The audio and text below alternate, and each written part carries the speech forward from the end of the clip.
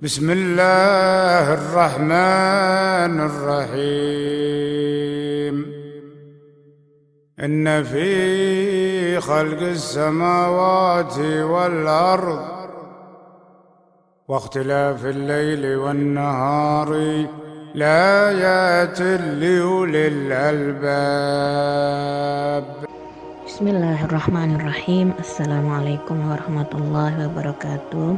Alhamdulillah, wassalatu wassalamu ala rasulillah Sayyidina Muhammad ibn Abdullah wa ala alihi wa sahbihi wa man wala, amma ba'du. Alhamdulillah, segala puji dan puji syukur kehadirat Allah subhanahu wa ta'ala yang telah selalu dan selalu membersamai kita semua di dalam daurah Saifiyah yang ke-30 dan selalu memberikan semangat dan taufik dan hidayah kepada kita semua sehingga kita semua dapat mengambil pelajaran ilmu syariatnya Nabi Muhammad dalam keadaan sehat walafiat, insyaallah tidak kurang satu apapun, amin ya rabbal alamin. Sholawat dan salam senantiasa kita haturkan kepada baginda Nabi Muhammad sallallahu alaihi wasallam. Alhamdulillah, teman-teman daurah yang dirahmati oleh Allah subhanahu wa ta'ala, kita udah nyampe bab yang ke-7, pertemuan yang ke-7. Pada pertemuan yang ke-7 melanjutkan pembahasan yang kemarin, kita udah sampai dari wa annahu ta'ala qaribun ya.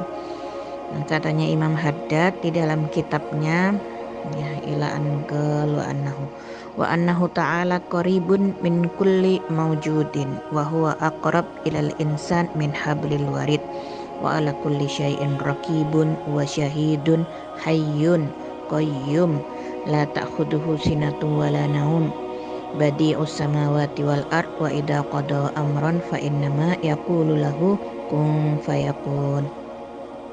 Allahu khaliqu kulli syai'in wa huwa ala kulli syai'in wakil wa annahu ta'ala ala kulli syai'in qadir.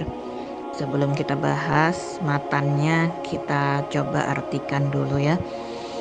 Wa annahu ta'ala qaribun min kulli mawjudin. Sesungguhnya Allah subhanahu wa ta'ala itu maha dekat dari segala apapun juga yang ada. Min kulli mawjudin, dari apapun Allah subhanahu wa ta'ala itu yang paling dekat, maha dekat.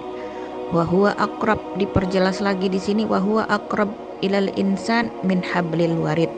Bahkan Allah subhanahu wa ta'ala lebih dekat kepada manusia daripada urat nadinya sendiri. Itu saking dekatnya Allah subhanahu wa ta'ala. Kemudian dilanjutkan di sini, wa ala kulli syai'in raqibun wa syahidun hayyun qayyumun. Allah subhanahu wa ta'ala maha mengawasi ya, raqibun wa syahidun, maha menyaksikan. Allah subhanahu wa ta'ala maha mengawasi dan maha menyaksikan terhadap segala sesuatu ya. Hayyun qayyum, Allah itu maha hidup. Allah subhanahu wa ta'ala maha hidup dan maha qayyum, berdiri sendiri, tidak memerlukan bantuan siapapun. La ta'khuduhu sinatun wala naum. Allah subhanahu wa ta'ala tidak dihinggapi kelalaian sama sekali, sinatun wala naum, ataupun tidur ya. Allah tidak ada dalam zatnya Allah kelalaian ataupun tidur. La ta'khudhu sinatun wala naum badi'us samawati wal ard wa idza qada amran fa innama yaqulu lahu kun fayakun. Allah subhanahu wa ta'ala pencipta langit dan bumi, badi'us samawati wal ard wa idza qada amran fa innama yaqulu lahu kun fayakun. Allah pencipta langit dan bumi dengan seindah-indahnya, dan bila Allah ingin menciptakan sesuatu, wa idza qada, kalau Allah ingin nyiptain sesuatu, kalau Allah ingin menciptakan satu perkara, fa innama yaqulu lahu kun fayakun, maka Allah hanya mengatakan jadilah, maka terjadilah langsung saat itu juga. Allahu khaliqu kulli syai'in wa huwa ala kulli syai'in wakil. Allah Subhanahu wa taala menciptakan segala sesuatu. Wa huwa ala kulli syai'in yakil, dan ia Allah Subhanahu wa taala juga mengurusi segala sesuatu, ya. Allah menciptakan segala sesuatu, ala kulli syai'in wakil, juga mengurusi segala sesuatu, ya. Tidak dibiarkan begitu aja. Wa annahu ta'ala ala kulli syai'in qadir, dan sesungguhnya Allah Subhanahu wa taala maha berkuasa. Qadir ala kulli syai'in qadir, maha berkuasa atas segala sesuatu, bisa melakukan apapun juga, dapat melakukan apapun juga. Ala kulli syai'in qadir, ya. Allah berkuasa atas segala sesuatu. Di sini dijelaskan kepada kita semua, annallahu ta'ala qaribun, Allah itu dekat. Nah, dekatnya Allah Subhanahu wa taala itu tidak pakai jarak, ya. Kalau masih ada jarak sekian-sekian itu adalah makhluk, ya. Sedangkan Allah tidak memiliki jarak. Kedekatan kita dengan Allah Subhanahu wa taala tidak membutuhkan jarak dan waktu. Dan di sini kita belajar betapa dekatnya Allah Subhanahu wa taala, maha dekat, ya. Dan kedekatan Allah itu tanpa jarak. Betapa maha dekatnya Allah Subhanahu wa taala. Jadi Allah itu dekat tanpa jarak. Karena jarak itu adalah makhluk, Allah tidak dibatasi oleh makhluk, Allah tidak dikuasai oleh makhluk, dan justru Allah lah yang menguasai makhluk. Jadi Allah itu dekat tanpa jarak. Nah, kalau kita punya Allah yang maha dekat, yang dekatnya itu tanpa jarak, maka artinya ia sangat dekat luar biasa. Maka seharusnya setiap saat kita jangan kehilangan Allah Subhanahu wa taala. Allah harus selalu ada dalam benak kita, dalam pikiran kita, dalam hati kita, sehingga setiap langkah, gerak dan diam kita itu tidak pernah putus dengan Allah Subhanahu wa taala. Makanya dibilang di dalam Al-Qur'an ketika itu Nabi Muhammad, ya, wa idza sa'alaka ibadi anni fa inni qarib, katakan wahai Nabi Muhammad, kalau hamba-hambaku bertanya tentang aku, fa inni qarib, sesungguhnya aku ini dekat. Karena itu di dalam Al-Qur'an disifatkan orang-orang yang beriman, alladzina yadhkurunallaha qiyaman wa qu'udan wa 'ala junubihim. Orang-orang yang beriman, orang-orang yang senantiasa ingat, senantiasa berzikir, senantiasa menyebut kepada Allah Subhanahu wa taala, baik dalam keadaan qiyaman wa qu'udan wa 'ala junubihim, baik dalam keadaan berdiri, duduk maupun berbaring. Dalam segala hal, dalam segala keadaan, selalu tidak pernah putus dengan Allah Subhanahu wa taala. Makanya ini kesempatan buat kita semua, anugerah, kesempatan dan anugerah buat kita semua, hadiah buat kita semua untuk kita betul-betul memanfaatkan setiap detik, setiap saat, setiap waktu, setiap gerak-gerik kita, setiap diam kita, hati kita terus memanggil Allah Subhanahu wa taala dalam keadaan apapun. Diam, hatinya ingat Allah. Lagi gerak, hatinya ingat Allah. Terus ingat dan mendekat kepada Allah Subhanahu wa taala. Dan jika telah terbiasa, nanti akan merasakan kedekatan dengan Allah Subhanahu wa taala. Tidak ada yang bisa membatasi antara hamba dengan penciptanya, dan juga tidak ada yang bisa membatasi antara pencipta dengan hamba-hambanya. Tidak ada batasan, entah itu dosa, entah itu apa. Kalau kita berdosa, dosa juga tidak akan menghalangi kita untuk mendekat kepada Allah Subhanahu wa taala. Saat kita berdosa, justru saat itulah kita mendekat dengan minta ampun kepada Allah Subhanahu wa taala. Kalau kita udah taat, kita mendekat kepada Allah dengan minta diterima ketaatan kita kepada Allah Subhanahu wa taala. Kalau kita lemah, minta kepada Allah Subhanahu wa taala agar diberi kekuatan dari kekuatan yang Allah berikan kepada hamba-hambanya. Ini pelajaran buat kita semua bahwa Allah itu maha dekat, itu sangat menguntungkan buat kita para hamba-hambanya. Karena itu teruslah untuk meminta, mohon dan mendekat kepada Allah Subhanahu wa taala. Kemudian Allah Subhanahu wa taala Maha mengawasi dan menyaksikan segala sesuatu. Menunjukkan apa? Karena Allah itu Maha hidup dan Maha berdiri sendiri, tidak membutuhkan bantuan siapapun. Allah Maha mengawasi sehingga kita sekarang lagi ngapain Allah tahu. Hadirnya kita di tempat ini Allah tahu. Bahkan setelah ini kita akan melakukan apa Allah tahu. Allah menyaksikan, Allah Maha mengawasi, lebih tahu daripada diri kita sendiri. Hayyun Qayyum, Allah Maha hidup dan hidupnya Allah itu abadi. Tidak ada permulaannya dan tidak ada akhirannya. Jika kita yang hidup, kita hidup sejak kita mengetahui apa itu kehidupan, karena kita ada permulaannya, bermula dari sejak alam lahir, dan disitulah awal permulaan kehidupan kita. Dan juga nanti bakal ada akhirannya, ada pamungkasnya. Tetapi Allah Subhanahu wa taala bersifat dzati, hidupnya ada di dzatnya Allah Subhanahu wa taala sendiri, tidak ada permulaan. Allah hidup karena memang Allah itu ada, Allah Maha hidup, sedangkan kita dihidupkan oleh Allah. Ada dinya kalau kita dihidupkan. Kalau Allah dzati, memang zatnya Allah itu sudah ada tanpa permulaan. Allah hidup, kita hidup karena dihidupkan oleh Allah. Allah ada, kita ada karena diadakan oleh Allah Subhanahu wa taala. Nah, kehidupan Allah yang dzati ini berarti tidak ada yang menghidupkannya. Lain halnya dengan kita hidup karena Allah yang menghidupkan kita. Karena ada yang menghidupkan kita. Allah memberikan kehidupan kepada kita, maka hiduplah kita, adalah kita. Kita hidup karena Allah menghidupkan kita. Ya, kalau kita mati ya karena Allah yang mematikan kita. Ya.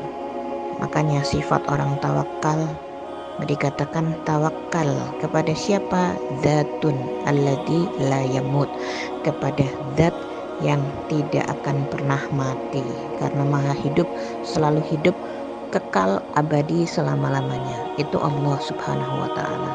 Makanya tawakal, berserah diri itu kepada zat yang Maha hidup yang tidak akan mati. Kebalikannya, kalau biasanya belajar akidah, sifat mustahilnya adalah maut, mati. Tidak mungkin Allah yang Maha berkuasa, yang Maha mengetahui, yang Maha mengawasi, yang Maha menyaksikan itu tidak hidup. Maka itu masuk sifat mustahil, ya. Sedangkan sifat wajibnya adalah hayyun, hayah, ya. Allah Maha. Bagaimana dikatakan berkehendak kalau tidak hidup? Tidak mungkin. Bagaimana dikatakan selalu menyaksikan, selalu berkuasa kalau tidak hidup? Tidak mungkin. Badi'us samawati wal ard, yang nyiptain langit dan bumi tidak hidup, gak mungkin. Wa idza qada amran fa innama yaqulu lahu kun fayakun, kalau pengen sesuatu, memerintahkan sesuatu tinggal jadi, maka jadilah. Gak mungkin kalau Allah tidak hidup. Wa annahu ta'ala ala kulli syai'in qadir, bisa melakukan sesuatu, maha kuasa. Yang berkuasa itu pastilah zat yang maha hidup. Ala kulli syai'in wakil, diawasi, segala sesuatu diurus, ya. Tentunya adalah dengan yang maha hidup. Mustahil kalau tidak hidup. Karena itu harus kita yakini. Dan ini adalah sifat hayah, dan begitu mudahnya semua orang mempercayai hal ini. Allah Maha hidup. Begitu mudah kita mempercayai sifat ini. Ya, karena segala sesuatu yang ada di sini nih, adanya kita dan adanya semua ini diciptakan oleh zat yang maha hidup, yaitu Allah Subhanahu wa ta'ala. Dan yang harus ditekankan adalah hidupnya Allah adalah abadi, tidak ada permulaan dan tidak ada pamungkas atau akhiran. Dan ini adalah sebagai penangkal, pemungkas ajaran-ajaran yang tiba-tiba adanya Tuhan-Tuhan yang semula tidak ada menjadi ada. Harusnya dari sifat ketuhanan selalu ada dan abadi. Tapi kemudian muncul ya pemahaman-pemahaman ada Tuhan-Tuhan yang permulaan, ya, ada muncul Tuhan-Tuhan yang sebelumnya tidak ada kemudian jadi ada, atau bahkan setelah itu mereka mati dan bagaimana tetap dituhankan, sedangkan dari sifat ketuhanan itu tidak ada mati. Fir'aun asalnya tidak ada kemudian menjadi ada, kemudian dituhankan, kemudian setelah itu mati. Nah bagaimana setelah itu? Kemudian qayyum itu sama dengan qiyamuhu binafsihi, Allah maha berdiri sendiri. Allah itu maha mandiri, mengurusi segala sesuatu sendiri, tidak membutuhkan siapapun juga yang membantu Allah subhanahu wa ta'ala. Keberadaan Allah juga ada sendiri, ya. Tidak ada yang mengadakan. Qiyamuhu binafsihi, Allah berdiri sendiri. Dan Allah maha berkuasa, Allah maha kuasa dalam mengurusi ciptaannya, tidak memerlukan bantuan kepada apapun dan siapapun. Dan jika Allah menciptakan makhluk-makhluknya yang secara zahir terlihat membantu Allah, hakikatnya bukan seperti itu. Akan tetapi jika Allah menciptakan makhluk-makhluk agung seperti itu dengan tugasnya macam-macam, seperti Allah subhanahu wa ta'ala menciptakan para malaikat, bukan berarti Allah perlu bantuan malaikat, tapi Allah ingin menunjukkan betapa Allah maha kuasa, betapa berkuasanya Allah subhanahu wa ta'ala atas segala sesuatu. Yang membuat malaikat, nabi dan siapapun termasuk kita bisa berbuat macam-macam, yaitu juga karena Allah subhanahu wa ta'ala. Allahnya yang maha mampu untuk menciptakan itu semuanya. Allah maha kuasa, membuat yang ini bisa begini, yang itu bisa begitu. Itu menunjukkan Allah maha kuasa atas segala sesuatu. Jadi bukan berarti Allah menciptakan malaikat karena Allah perlu bantuan malaikat, tidak. Allah bisa menyelesaikan semuanya. Dan itu juga yang terjadi kepada hamba-hambanya. Bukan berarti kalau ada orang fakir, orang miskin yang ada di sekeliling kita, berarti Allah nggak mampu membuat mereka kaya. Bukan.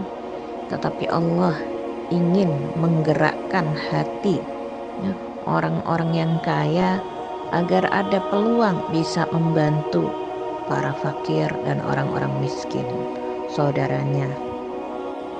Allah mampu kalau ingin langsung mengayakan mereka, tapi Allah juga berkuasa, ya, membuat orang-orang kaya bisa membantu orang-orang miskin.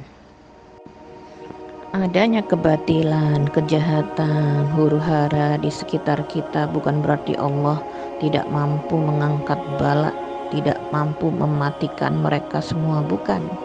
Tapi agar kita mau bergerak, berjuang untuk membantu menghapus kebatilan dan kejahatan. Kalau semua diserahkan sama Allah, Allah semua yang ngerjain, terus kita ngapain? Terus kita dapat peluang apa sebagai seorang hamba di saat Allah membentangkan banyak kesempatan kita untuk berbuat baik? Oh, di tempat itu ada orang yang jahil, biarin nanti Allah sendiri yang ngajarin. Sungguhnya dengan kamu tahu di situ ada orang yang jahil, berarti kamu lagi dikasih tugas sama Allah subhanahu wa ta'ala untuk memberantas kejahilan tersebut. Jalannya gimana? Harus gerak, harus bangkit, harus bangun, ya. Perangi kebodohan, kebatilan dan kejahilan. Maka di sini karena Allah maha berdiri sendiri, maka tidak perlu bantuan kepada apapun dan juga siapapun. Justru kita yang memerlukan bantuan kepada Allah subhanahu wa ta'ala. Kita karena Allah maha kuasa, kita yang selalu dibukakan peluang-peluang oleh Allah subhanahu wa ta'ala. Dan sebenarnya kita membantu itu juga dari Allah subhanahu wa ta'ala yang berkuasa menggerakkan kita untuk membantu. Sejatinya ya Allah sendiri sebenarnya. Sesungguhnya Allah tidak perlu kepada apapun dan siapapun. Allah tidak perlu malaikat, Allah tidak perlu nabi, Allah tidak perlu hamba, Allah juga tidak perlu arsy, tidak perlu kursi dan tidak perlu langit. Maka jangan katakan Allah duduk di atas arsy, karena itu berarti Allah memerlukannya. Allah yang menciptakan arsy, Allah yang menciptakan langit, dan Allah tidak memerlukan arsy dan juga langit.